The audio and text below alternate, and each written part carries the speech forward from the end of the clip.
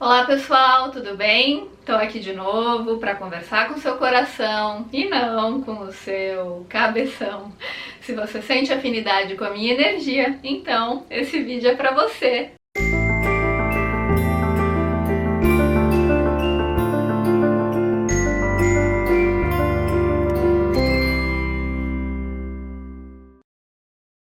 Gente, eu abri a caixinha de perguntas lá na rede social vizinha e pedi para vocês fazerem perguntas para eu responder em vídeo. E aqui estou eu cumprindo a minha promessa. Eu vou responder algumas perguntas, porque foram muitas, obviamente que não tenho a pretensão de responder todas as perguntas, né? Não daria tempo para isso. Mas obviamente, se vocês gostarem, a gente pode gravar outros vídeos nesse formato de perguntas e respostas. Como não vai ser um vídeo com um único tema, não vai dar para eu me aprofundar num único assunto. Então, se tem algum assunto que eu já falei mais profundamente em outro vídeo, eu vou responder mais rapidamente nesse, de forma mais objetiva, já que a ideia é fazer um vídeo de perguntas e respostas, mas aí eu vou colocar a sugestão do vídeo mais completo aqui na descrição desse vídeo, tá? Teve uma pergunta bem interessante que a pessoa fala o seguinte: existe caminho certo na vida ou o melhor caminho é o bem trilhado? Essa pergunta é interessante porque a gente está num momento da história da humanidade da relativização da verdade. Outros autores falam muito bem sobre esse assunto, né? Então as pessoas costumam dizer assim: eu tenho a minha verdade, fulano tem a verdade dele.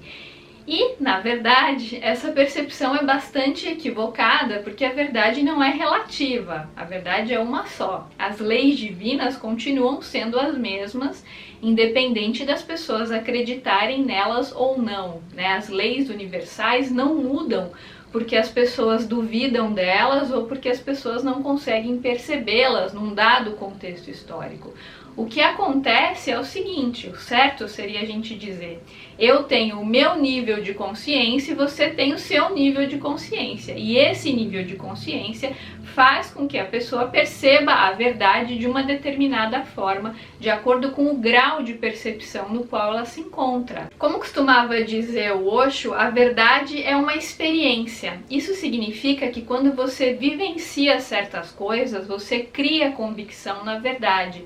Mas mesmo que você não experimente algo, a verdade vai continuar existindo. Só que, obviamente, quando você experiencia e cria convicção, você amplia a sua percepção de modo a conseguir enxergar a verdade de uma forma mais perceptiva, mais completa. Segundo o que fala Allan Kardec no Livro dos Espíritos, todos nós, a gente já nasce com as leis divinas dentro da gente. Então, é claro, quando a gente reencarna, a gente fica identificado com as ilusões da matéria, com o ego, fica perdido aqui nas paixões humanas, né? E muitas vezes, até por escolha ou por ignorância, a gente acaba se distanciando das leis divinas. Porém, elas não deixam de estar presentes dentro da gente. Por isso que eu recomendo a meditação. O que é a meditação? É uma técnica que vai te ajudar a transcender a dualidade da mente para que você se conecte com a sua essência divina, a sua essência crística, com o seu eu real, com a fonte, ou como você quiser chamar, né, com a sua centelha divina. Porque quando você deixa o ego quietinho, você transcende a dualidade da mente, você vai para aquilo que é real, aquilo que é verdadeiro. Você transcende, por exemplo, o contexto social. Muitas pessoas às vezes ficam confusas com o que é certo e o que é errado porque estão identificadas com o ego, e o ego é formado por aquilo que vem de fora, pelo contexto social. O contexto social muda, as leis divinas não mudam, elas são imutáveis, são eternas, porque elas falam da verdade. Então, quando você medita e olha para dentro, você aprende, né, a se reconectar com essas leis que estão dentro de você, que são como se fossem um GPS interno que te indicam o caminho certo. Então, todos nós, a gente pode esquecer dessas leis ou pode se desconectar temporariamente ou parcialmente dessas leis, mas elas continuam dentro da gente. Mas quando a gente está fazendo algo errado, se a gente parar e observar o nosso comportamento, a gente sabe que está errado, é uma coisa instintiva. Às vezes você nem sabe explicar por quê, mas você sabe que está errado. Justamente porque a gente tem esse GPS interno que nos mostra o verdadeiro caminho do ser real, né, e o caminho do ego. Então, por exemplo, quando você é grosseiro com uma pessoa, quando você é reativo com uma pessoa, muito provavelmente você vai ficar desestabilizado depois, você não vai se sentir totalmente bem, você vai ter uma estranheza nesse comportamento. Esse é um indício de que esse comportamento não pertence à sua verdadeira natureza, né?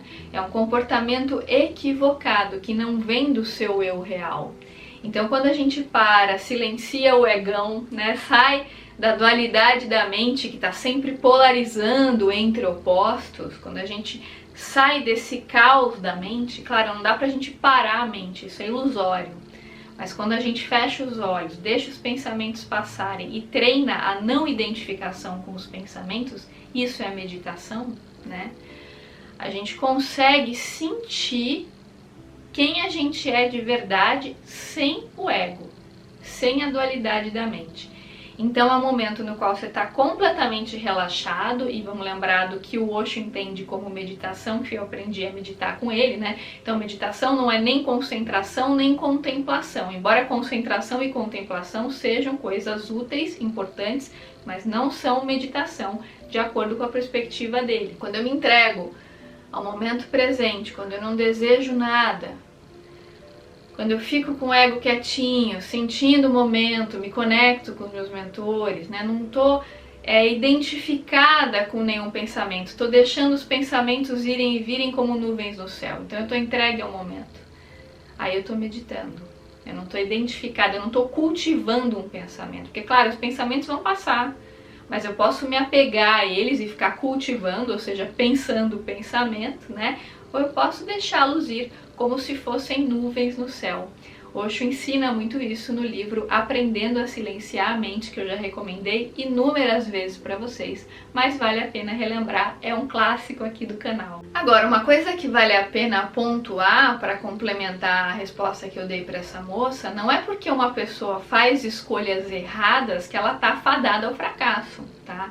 Como diria o Kalunga, que o Gasparetto canalizava, né, o querido e saudoso Luiz Gasparetto, o Kalunga dizia que todos os caminhos são caminhos, e é verdade, né? Mesmo quando a pessoa faz escolhas equivocadas, que não estão em consonância com as leis divinas, essa pessoa sempre vai ter oportunidade de aprendizado. Por isso que dentro do Espiritismo a gente acredita, né, que a pessoa tem várias vidas para poder se lapidar, porque a gente tem muita coisa para aprender, muita coisa para lapidar. Não teria como a gente fazer tudo isso numa única existência, porque senão, se uma pessoa erra numa existência, comete um erro grave, ela não pode reparar, ela fica fadada a arcar com a consequência daquele erro para a eternidade. Como assim? Não, a pessoa tem que ter chances de poder fazer reajustes, de poder reparar, de poder viver novas personagens em outras vidas para ter outros aprendizados. Numa vida ela é cientista, na outra é mais espiritualista, né? Na outra ela decide ser, sei lá, professora, na outra ela vai ser médica, na outra ela vai ser engenheira, né? Então, assim, em cada vida ela vai ter novas experiências, na outra ela vai ser dona de casa, numa vida ela decide ter filho, na outra decide não ter. Então, em cada vida essa pessoa vai adquirindo novas experiências para ir enriquecendo o próprio espírito e se lapidando e expandindo a consciência. Então, não é porque a pessoa errou na vida, né, cometeu um erro grave ou não tão grave, então ela cometeu esse erro, agora ela vai ter que arcar com as consequências e não tem mais jeito. Deus, na sua infinita misericórdia, ele não poderia fazer isso com uma criação dele. Ele sabe, né, que aquilo que ele criou, os espíritos que ele criou como espíritos simples e ignorantes, ele sabe que esses espíritos podem errar, porque a gente tem livre-arbítrio. Então como é que ele não vai dar chance da pessoa reparar o erro? A pessoa pode reparar, às vezes na mesma vida, às vezes em outras vidas. Mas é óbvio que aquilo não vai ficar daquela forma. A pessoa errou, lesou outra pessoa e vai ficar por isso mesmo, porque de acordo com as leis dos homens ela não foi punida, então vai ficar por isso mesmo. Não, não é assim que funciona, né? Porque as leis dos homens são efêmeras, as leis divinas são eternas. Então, de acordo com as leis divinas, tudo aquilo que você planta, você vai colher, né? A cada um será dado de acordo com as suas próprias obras. Então, assim, sempre tem a lei da causa e efeito. Plantou, vai colher. Se não é nessa vida, é depois. Mas em algum momento a pessoa vai arcar com as consequências dessas escolhas.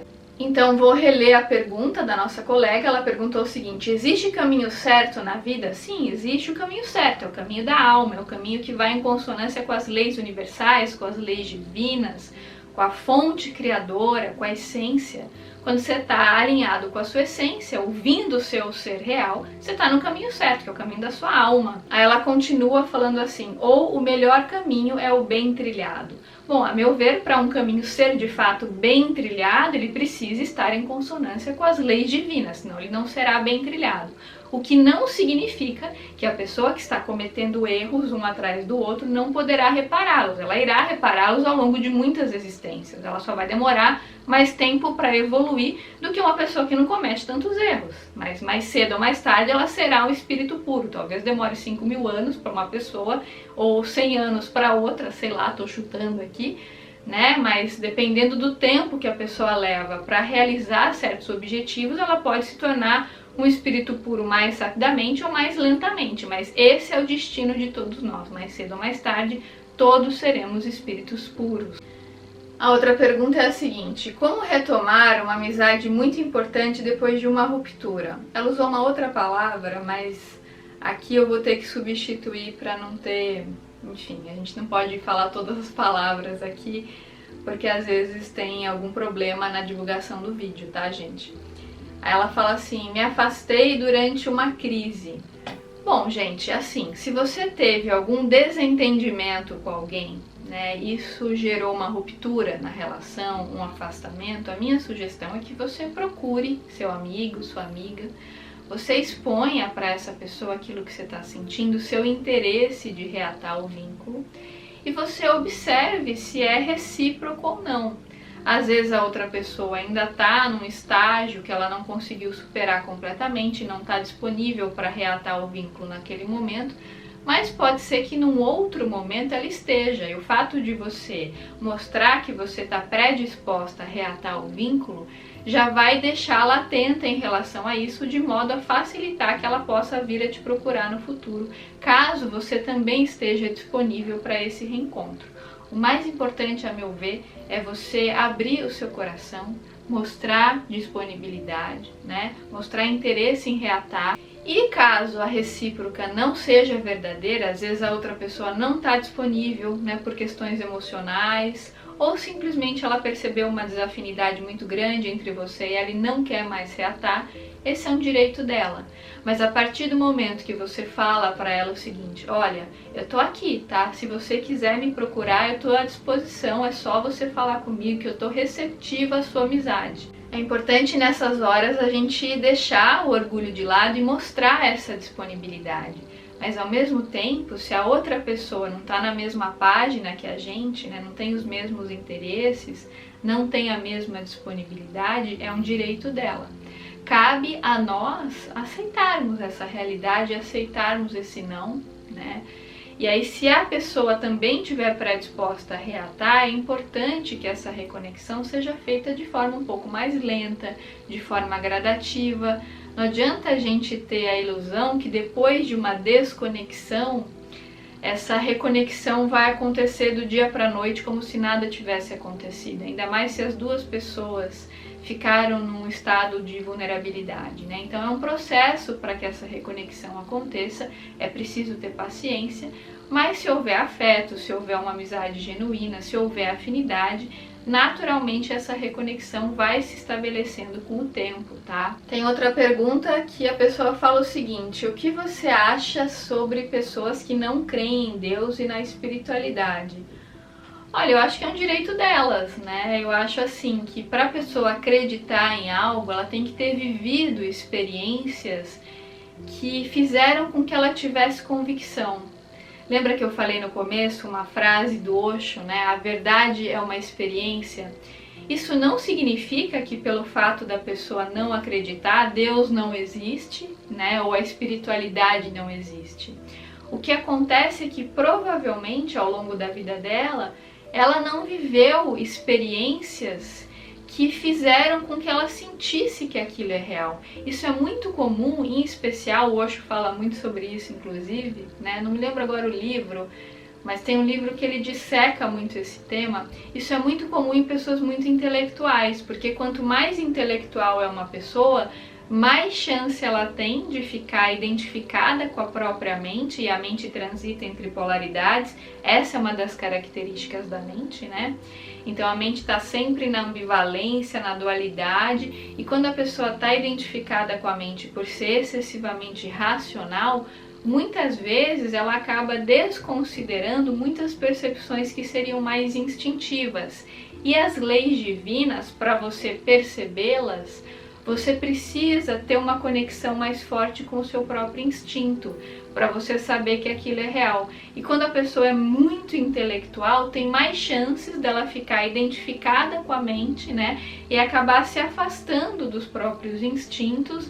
Ela fica muitas vezes questionando tudo, duvidando de tudo, para tudo ela precisa de uma prova. Ah, mas para que isso seja verdade, tem que ter um estudo assim, assim, assado para provar. Então, por conta disso, ela acaba se distanciando de alguns instintos e acaba ficando cética. Isso é muito comum de acontecer no mundo acadêmico, no mundo intelectual. Então, quando eu vejo uma pessoa que está distante da espiritualidade, eu não vou ficar tentando explicar nada para ela se a pessoa não tem abertura, não. A pessoa tem que viver as experiências. Porque assim, se a verdade é uma só, mais cedo ou mais tarde ela conhecerá a verdade, né? E não sou eu que vou mostrar para ela, não é o outro que vai mostrar para ela, é a pessoa que vai ter que viver as próprias experiências para atingir essa percepção, essa convicção, talvez nessa vida, talvez em outra vida, né? Mas em algum momento a verdade se revelará para ela através dessas experiências que vão gerar uma expansão de percepção, que vão facilitar a conexão dessa pessoa com o todo. Tem uma moça que fala o seguinte: alguma previsão de curso de DNA e Theta Healing básico para quem quer começar agora? Ela quis dizer Theta Healing DNA básico, que é o primeiro curso do Theta Healing, né? A técnica de Theta Healing é uma terapia holística, tá, gente? Então, para quem sente afinidade, para quem tem interesse, meu pai vai dar esse curso agora do básico nos dias, se não me engano, acho que é 22, 23 e 24 de junho, tá? Eu sei que é agora mais pro final de junho, depois eu coloco na descrição do vídeo. Quem tiver interesse em ser terapeuta, em se auto-aplicar, em fazer reprogramação de crenças, contato com o mentor, alinhamento energético, né? Theta Healing é uma técnica bem versátil, é uma técnica que te oferece muitos recursos de conexão com a fonte. Então, para quem acredita, para quem sente afinidade, agora no mês de junho, se não me engano, são essas datas, tá? Mas eu não tenho certeza absoluta se são essas datas. De qualquer forma, para você confirmar as datas e as possibilidades de inscrição, é só você enviar a mensagem para o WhatsApp da Ana Paula, que é a secretária do meu pai, e perguntar suas dúvidas para ela, que eu tenho certeza que ela vai te responder com muito carinho, tá? Tem uma moça que fala o seguinte: fizeram previsões sobre o meu futuro que eu não gostei e gostaria que não acontecesse. Como lidar? Gente, todas as técnicas de previsões do futuro, elas têm uma margem de erro, né? E também depende de quem faz a previsão, com que intenção. Dentro da astrologia tem uma área de previsões astrológicas, que inclusive eu trabalho com essa área também. Muita gente me procura pedindo para eu fazer as previsões. Só que eu sou muito sincera com todas as minhas clientes. Eu falo assim: olha, o que eu vou te falar são potencialidades de acordo com os trânsitos astrológicos, de acordo com as suas progressões. Eu tô falando de potencialidades, de áreas que estão mais ressaltadas, né? Mas é o seu livre-arbítrio que vai definir a maneira como você vai viver tudo isso. Porque às vezes a pessoa está vivendo, sei lá, um trânsito de Saturno na casa 4, isso pode indicar, por exemplo, uma mudança de casa, uma reestruturação nas relações familiares. Isso pode ser feito de uma maneira muito benéfica, muito madura, muito positiva, dependendo do nível de consciência da pessoa, das crenças que ela tem, porque é isso que vai indicar a maneira como a pessoa vai viver aquele momento, a projeção daquele símbolo, entende? Então, por isso que nenhuma previsão do futuro pode ser algo assim muito determinista, até porque essas possibilidades estão em mudança o tempo todo, né, gente? Se tinha uma coisa para acontecer, mas de repente você muda o seu sentimento ou você muda uma crença, às vezes a coisa pode acontecer de um jeito mais leve ou nem acontecer.